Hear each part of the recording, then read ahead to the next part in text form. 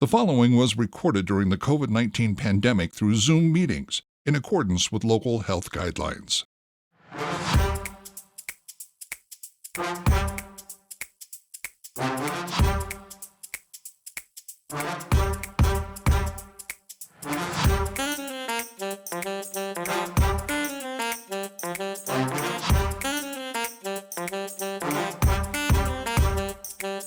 Hi, I'm Mike Maloney, and welcome to another CSRM podcast. Today's episode is hosted by Dr. Greg Linville.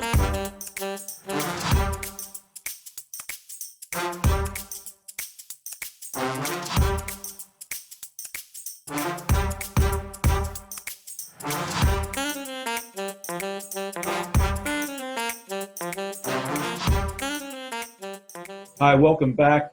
And this is the third segment now that we're celebrating with Danny Downing his 20th anniversary at Johnson Ferry. And we've talked about in the first podcast some things about ministry and how we need to go make disciples and how baptism and all of that comes into play. And we talked last time a little bit more about the staff and the volunteers that we're trying to recruit and how we take care of them. And we have Greg English, who has wanted to just come in and honor Danny and good friends and ministry compatriots here. And Greg's going to help us in this segment. So Danny and Greg, welcome back into the CSRM podcast. Thank you. Danny, you had said something last time about that you were the youth pastor, I believe. At least that was part of your responsibility at a church. And your kids started to be that age. And I know for myself that when my kids turned about 8, I'm on the church staff as a sports minister, and I went to them every year and I said, "Do you still want me to do this?" And my son was about 12, and he said, "Dad, why do you ask us this every year? You've asked us the last 3 or 4 years." And I said, "Well, sometimes it's hard to be the kids of a church staff person. And I want you to know that you're my first ministry, and if I need to get out of this, I'll do it because you're more important to me than this church." And my son said, "Dad, everything's great." He said, "In fact, you probably spend more time with me than most of my friends' fathers do. And by the way, if you didn't do this anymore, you'd have to give up the key to the gym." So I found out real quickly what his priorities were. Uh-huh. But it is kind of a delicate balance there, isn't it? Danny, maybe fill out that gap a little bit about letting somebody else be the youth pastor to your kids. But how do we do this? Yeah, I think the short version is, as parents, we want as many people speaking biblical truth into the life of our kids as possible. For my wife and I, we just felt like that might be more complicated and harder for our kids in that particular church to kind of be the youth pastor's kid. And I wanted other people to speak into their lives. And then also God was moving me as that was a split youth and recreation, and moving me more into recreation. But part of that certainly was the timing and the desire we wanted for other people. And, I think there's you want, like you said, you want your kids to understand that you're not putting the job before you were putting your relationship with them. And same thing, I got involved in high school mission trips at spring break before they reached the high school age here. But one of the quick conversations was just like you, was like, "Now Dad can keep going on this with you, or he can stop going on this," And so it was interesting, particularly a senior trip, that one of my kids said, "You've gone on everything. I want to go on this without you," and that was fine, So I think keeping that line of communication open and just, and then helping them understand the tension of people know who you are and are watching your actions, as well as, that shouldn't be something that creates too much pressure and be unrealistic for them. And that's a strong tension for us as parents, I think. It's important to understand the boundaries and the roles, and I was a presenter for somebody into a Hall of Fame, and a guy that was with me who was also a presenter at that Hall of Fame was he's in a Hall of Fame. He's in the College Basketball Hall of Fame, a legendary coach and player, and we were talking about this, and he said, "Yeah." He said, "I coach my own son, and I now know why many species on Earth eat their young." And it can often work the opposite, right? Sometimes the opposite. Greg, you both of your kids, correct me if I'm wrong, you had two, and they came up through. Any insights on this? Yeah, so I had two boys, and very different in personality and how they enjoyed recreation and sport. So my oldest son is the player you want on a team, that he's gonna bring that element of fun, and when the game's over, it's over, right? He's gonna enjoy the play aspect of it and be right in it. And then my youngest son played at a different competitive level. And so I had the opportunity of experiencing both sides of recreational play, competition, and fitness, and enjoyed both of them from both perspectives. My oldest son, we lived over in Northern Africa, Middle East region, and so he was a part of camps and sport leagues that we developed over there. And so he was able to participate and play, but he was also played a role of help establishing, organizing, and running the camps and doing those things that he was very gifted in technology and things like that. So he would do the VCR, and he would do the photos, and he would do the marketing and all this kind of stuff. And my other one was actually kind of in the camp. And then we came back to the States, and the oldest moved away to college, and my youngest was still with me. And so he was coming to the gym, and like you, I know why he liked my job, because he had access to this facility, right? So he's kind of grown up with me here at the gym. He served as as an intern for me for several years, and even now he's helping manage the facility for an internship in college. So both my kids have played different roles in it, but in it all, I wanted to be a dad most of all. So with my oldest, I coached him. With my youngest, I made a decision that I'm going to be your father. I'm going to watch you play. I'm going to enjoy that experience. I don't need to be the coach in that. So a lot of it, I think, is knowing our kids and the personality and the dynamics of our personality, their interest, their level of where they're at. And also making sure, for me, it was important that while we run so many leagues and open so many hours a day, I was not going to miss the opportunity to watch them play. And I'm so grateful now that they're older that I can look back and say, I really can't count a time that I missed something that they were in for that. So helping them understand that they're the most valuable to me. Even though I do a lot with a lot of families and a lot of sports and recreation and fitness, they were the most two important people. Danny, does that spark anything in you? Yeah, I think what Greg said was right on it. With four kids, I didn't coach every one of them. Some of them, it was a perfect fit for me to coach, and some of them, it was a fit for me to be a dad. And to know that and have good conversations with your kids about that is kind of the key there.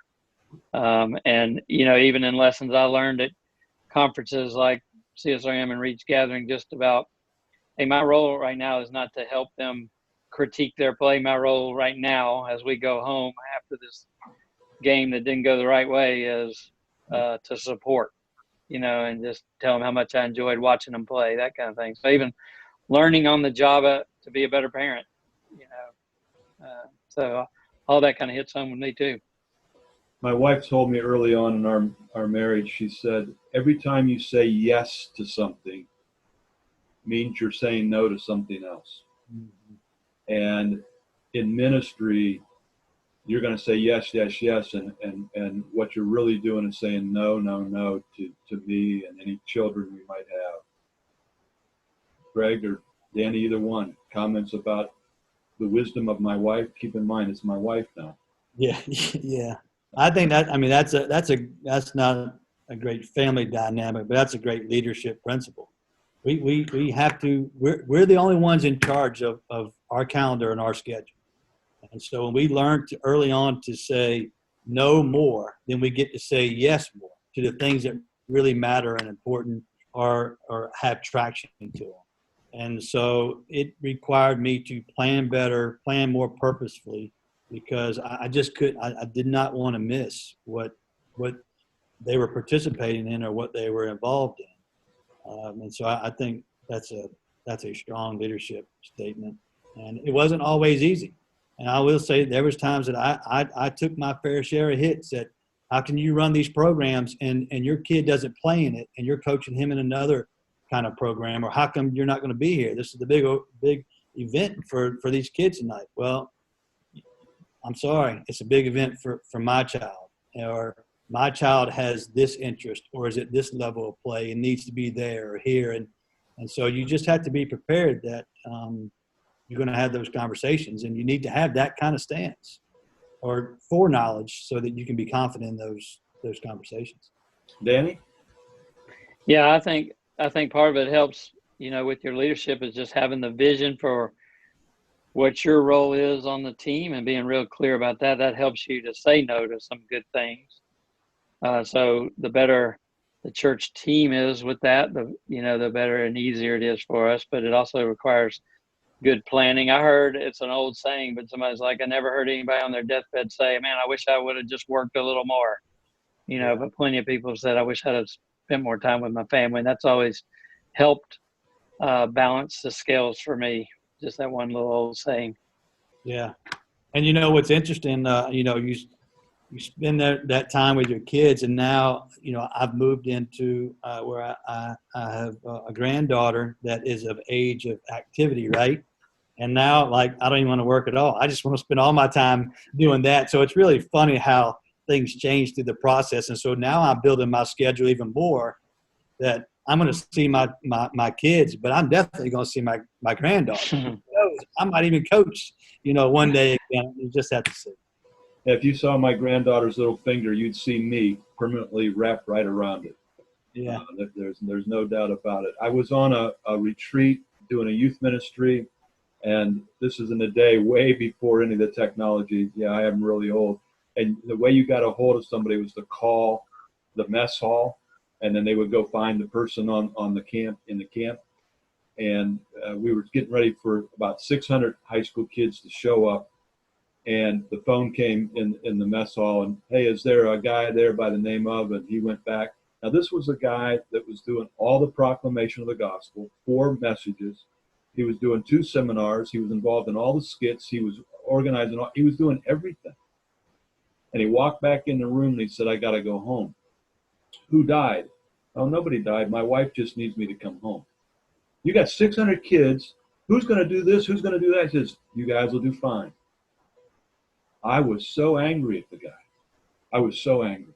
And you know what happened? Other people spoke.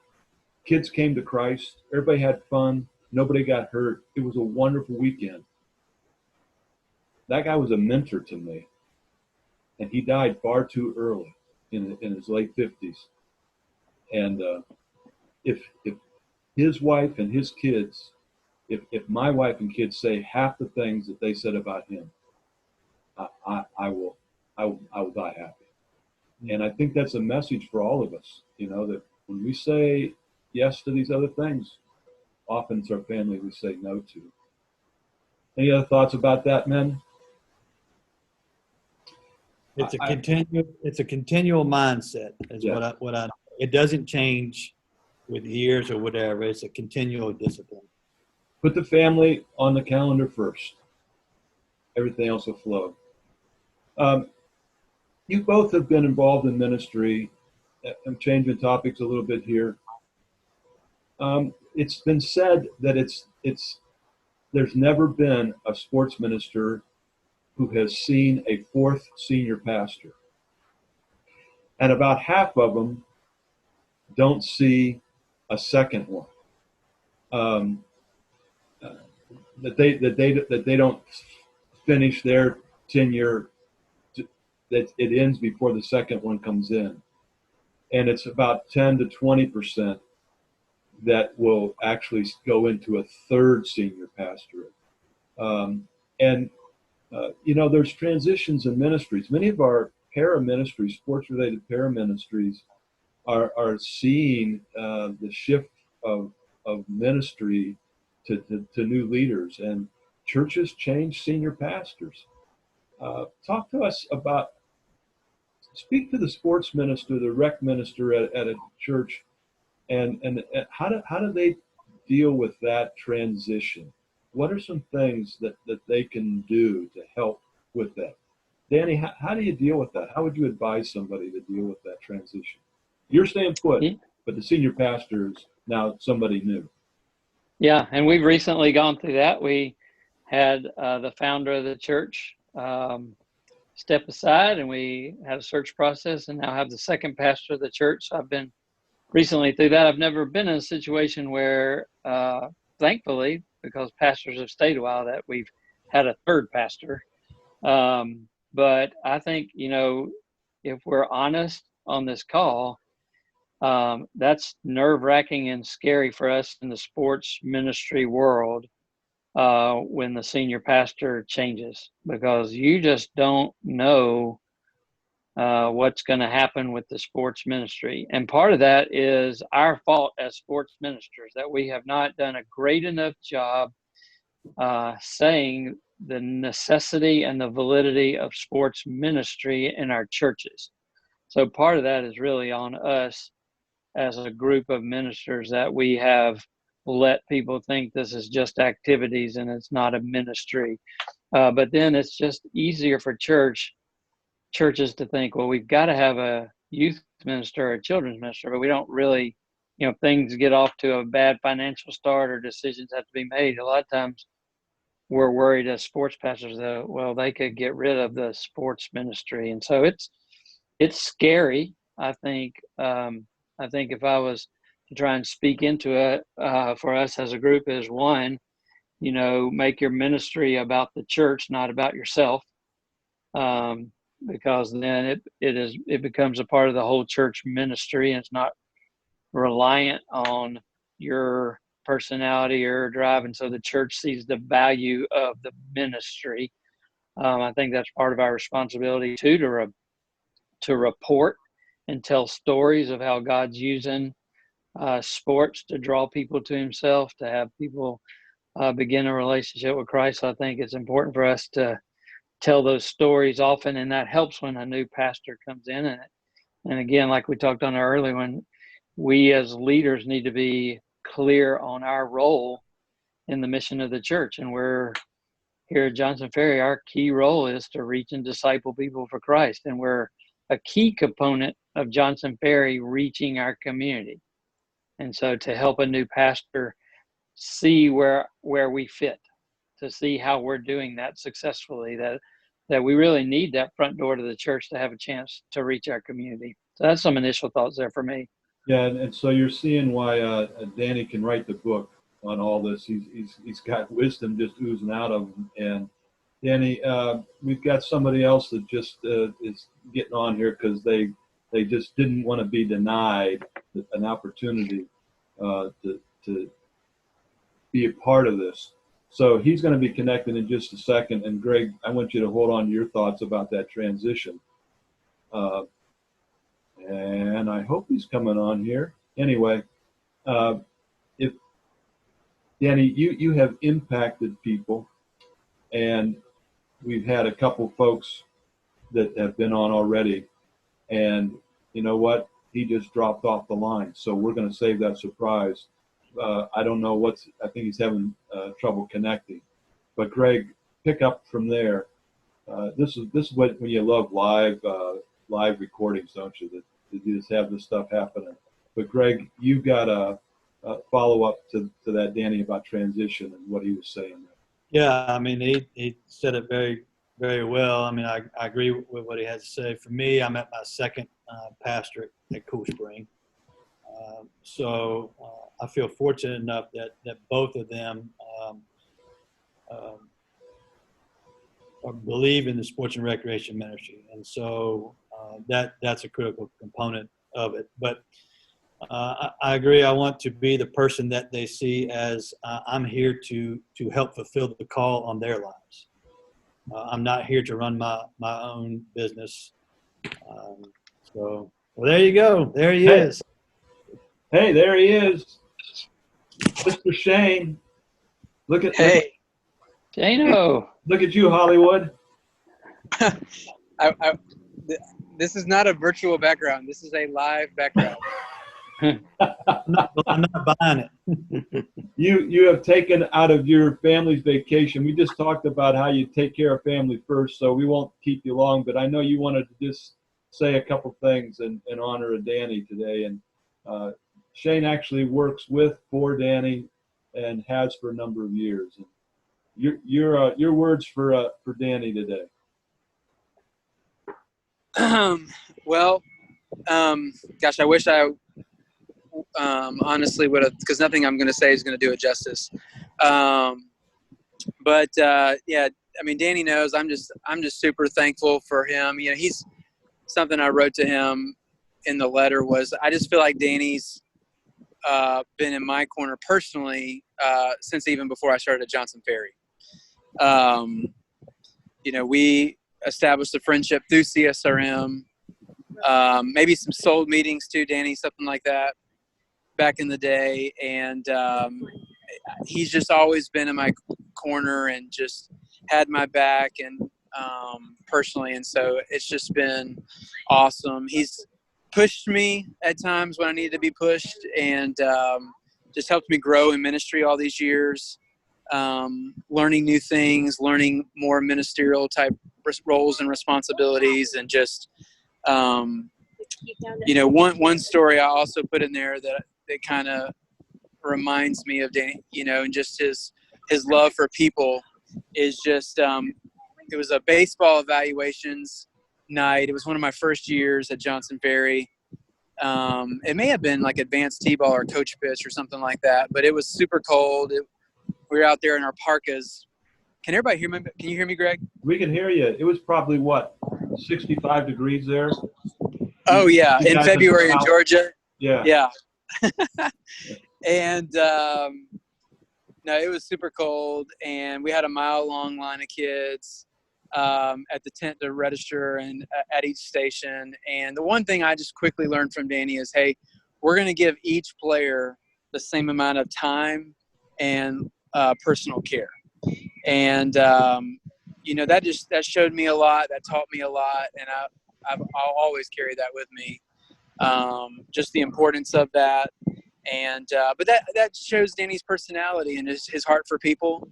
But more importantly, his heart for the Lord and, just doing things the right way. You know, I mean, in basketball, you hear the term, you know, we hear all the time, hey, this particular team plays the right way. They're team players. They play the right way. Well, I mean, Danny seeks to play the right way in everything that he does in life. And, regardless, it doesn't matter. Now, he's also very competitive. Exactly what I thought when you said that. I know these tennis matches, right? And I'm thinking, oh, he's doing it the right way. Oh, yeah. No, I mean, you know, you guys got what I'm saying. I mean, he's super thorough. Danny's super thorough. It's never going to lack detail. It's always going to be done with excellence. And so he just, my guess is that he learned that from his father in doing sports ministry. And so those are just some kind of basic, simple things that I've learned from Danny through the years. And just it's been cool because I've had a front row seat for the last almost 14 years, and just truly a pleasure to be a part of it. And Shane, you've had some great mentors in your life. And Danny's at the top of the heap there. Him and others, but yeah. So we thank you for taking some time out of your family's vacation and spending but Danny, I think that is very indicative of how people feel about you. They want to give back to you because how much you've given to them. You're a model for all of us. Anything you want to say to Shane? Yeah, man. Shane knows, but we're just so thankful, that God has allowed both of us to stay at Johnson Ferry and to get to lead our sports ministry together, and got to really see Shane grow up in ministry, and he's a key part of our ministerial staff now. And so I love him, and I love the fact that I get to partner together to lead our sports ministry. And so thanks for taking time on vacation to do this, man. Well, I'm glad I remembered to check my phone. To be honest with you, it's been we've got some criers, which on vacation, it's unfortunate that people cry, but that happens. It's life. So no, I'm just glad I remembered. Hey, Greg. Hey. Okay. Doing okay? Yeah, doing good. No, Greg, thanks for allowing me to be a part of it. Thanks for helping me send out the call, a few weeks ago and a few months ago for Danny, and just truly appreciate your heart for others as well, and just so thankful for your help there. And last thing I'd say too, I mean, we all know this. I mean, Danny, Danny's love for sports ministry is truly unmatched. I mean, I feel it's unmatched. A lot of folks use sports ministry as a platform to, hey, they like sports. Oh, hey, it might be cool if I work for a church and do sports, and either it doesn't last or it's a platform, a launching pad to something else on church staff. But, not for Danny. I mean, I think that's why he's always looking to train and equip new folks and send them out. I haven't helped the sending out process one bit, but I've been thankful to be there. But his passion and his zeal for sports ministry is just incredible. So Excellent. Get back to those kiddos and enjoy. Thanks for what you do, and you're a big part of our community, Shane. So thank you for that. All right, thank you, Greg. Thanks again. Yep. All right, so here we are live with our podcast, and you're seeing some live things happening. You're supposed to spot And him. Shane, you're still with us there, so you can right. hang on if you want. Sorry. Just wanted to let you know. All right, see you guys. And Greg, we cut you off. You were talking about some of that transition. Let's just get back and wrap that up.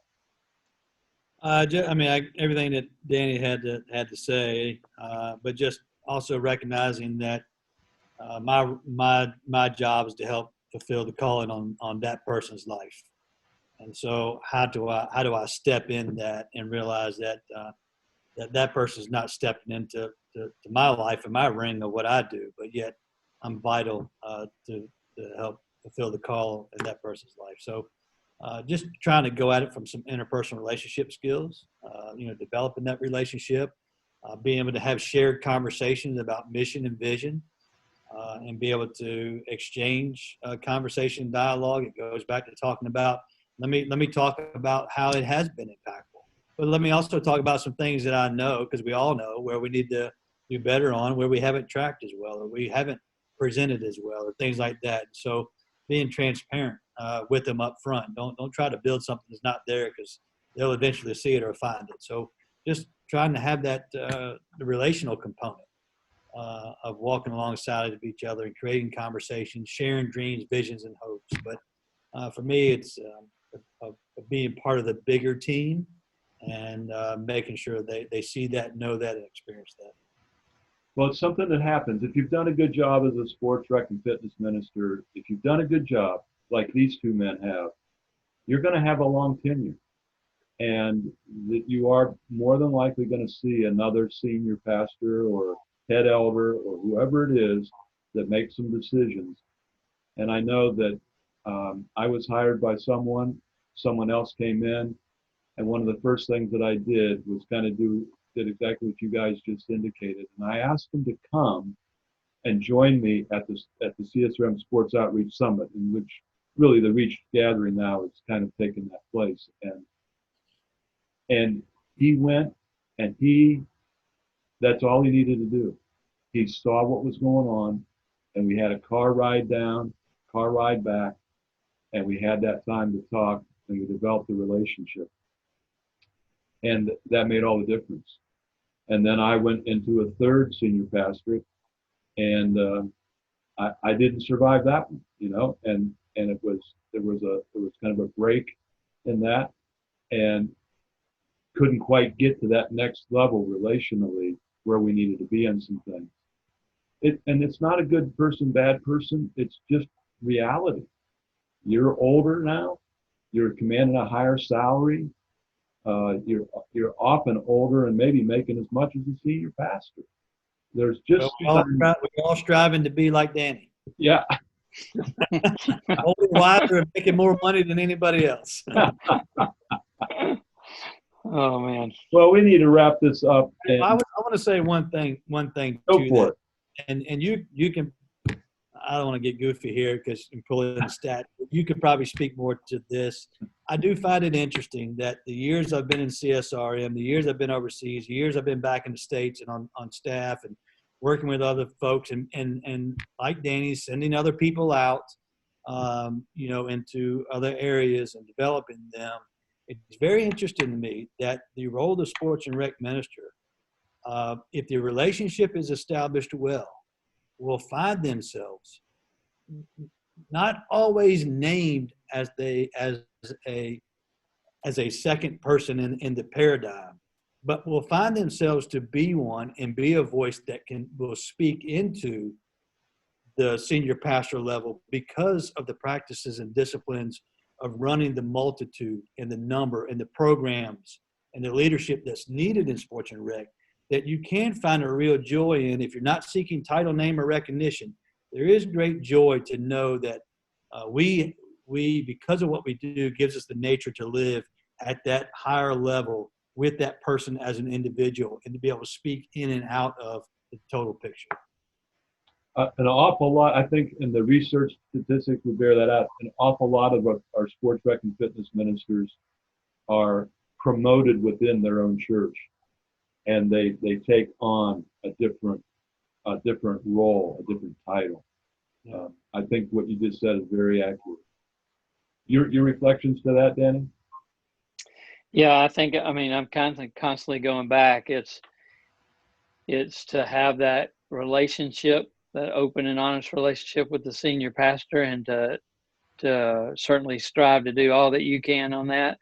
And then also, you're on his team, not the other way around, and so there's been times, here where we wanted to do something further than we ended up doing it, but that's because our senior pastor had a little bit different vision than my vision, but I'm on his team. And so to be able to have those dialogues, but then also say, well, then here's what we're going to do, and come alongside him to support his vision and ministry as a church. Man, that seems like the keys, So as we were moving from one pastor to another, my main prayer was, Lord, please send us someone who can see the value of sports as a ministry, And I will say that to that end, I'm gonna advocate on the other side of this. I'm gonna speak to the senior pastor, the elder board, and I'm gonna tell you that if your sports rec and fitness person has been doing this, like someone like Danny, they are probably the most connected person in your community. And if you alienate your sports and rec person, you're going to alienate a whole lot of folk in your community. And it's not a threat, it's just reality. It's not, you can't ever fire somebody, but it's reality. And so, yes, I agree with what you guys are saying, that we as sports ministers, we need to go overboard and do what we can do. But please, if you're in leadership, understand that if you've got somebody that's been doing well in this position, they're your front door. and you don't easily replace that front door. So I will say that. All right, I'll get off that soapbox. I told you I had a lot of them. Danny, we hope you feel honored. We hope that you feel loved.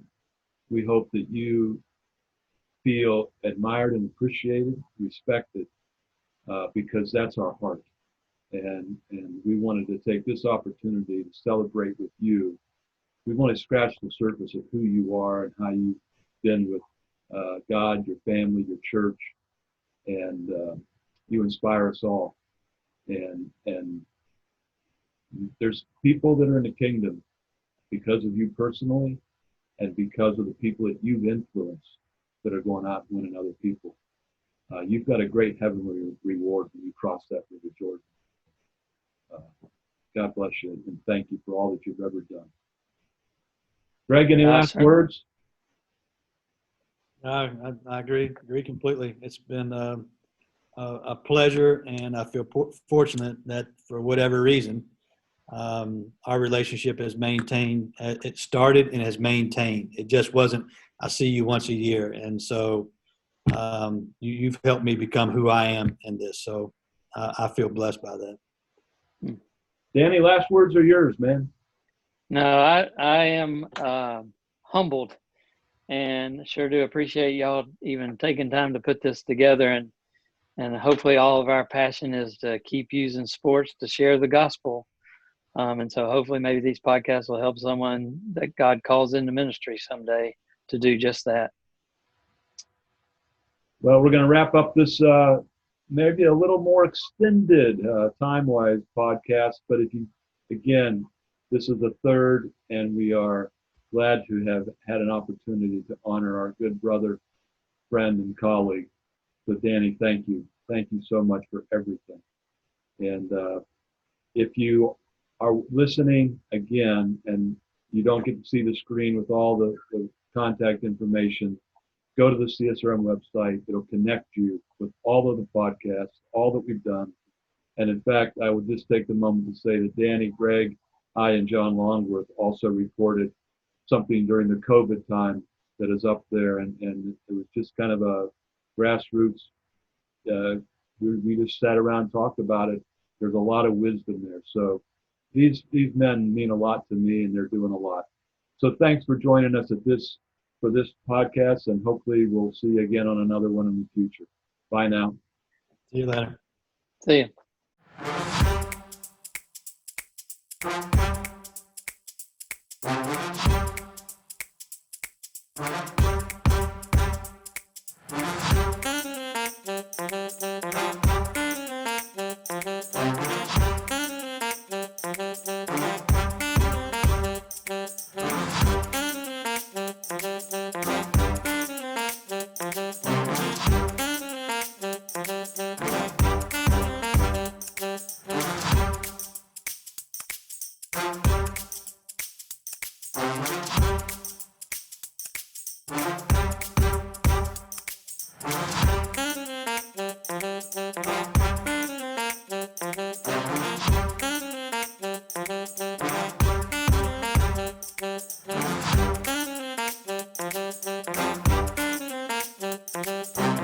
CSRM's podcasts are a resource provided by the Association of Church, Sports, and Recreation Ministries and its production house, Overwhelming Victory Flicks.